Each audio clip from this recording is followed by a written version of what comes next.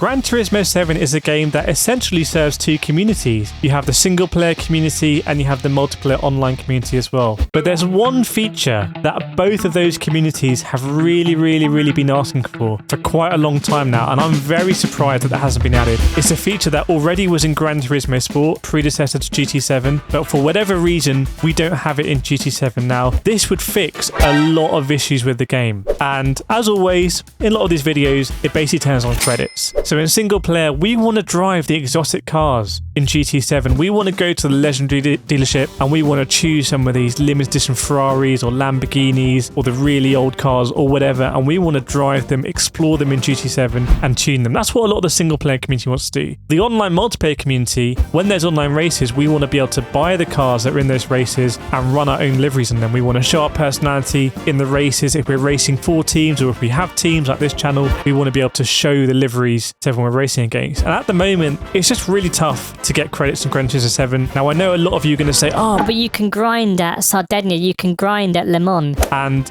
as I've said before on this channel, I don't agree that we should just be grinding mindlessly to get the credits. Now, I want to be very clear about why I believe that. If you're doing something that is fundamentally not fun, purely to earn credits, I believe that places a higher pressure when you actually use those credits to buy something, because you've had to sacrifice so much of your time doing something boring. It puts a higher pressure on you to enjoy that thing, and you might actually realize, well, that really wasn't worth it, was it? That wasn't worth 20 hours of my time grinding. So I just don't believe that we should be forced to grind mindlessly purely to earn credits. And this is where this solution will come into it. If you're a fan of this channel, by the way, if you've seen a few of these videos, make sure you subscribe, make sure you like this video, but you'll know this is about selling cars. And there's already a used car dealership in the game with some dynamic pricing. And the thing is, in that used car dealership, you can only buy cars, which is a little bit crazy. But wouldn't it be great if you could go down there and see what's selling, see maybe what the used car dealership is short of, and then there's a higher rate for some of the cars you already have. We have so much sort of equity locked up in our garages. I think a lot of people watching would agree with. There may be cars that we bought before we didn't get on with, maybe cars we bought for particular daily races, but we actually preferred another car in that class, and we should be able to sell those cars. And there's fun ways you can do it. Like I said, in the used car dealership, maybe some weeks, you know, your cars would sell for more. You could open up and have a kind of auction house. That's what Forza does. Or you could just have a flat rate, so you sell the car at half what you bought it for. Or perhaps the more mileage you put on a car since you bought it, that reduces the value at which you can sell it back.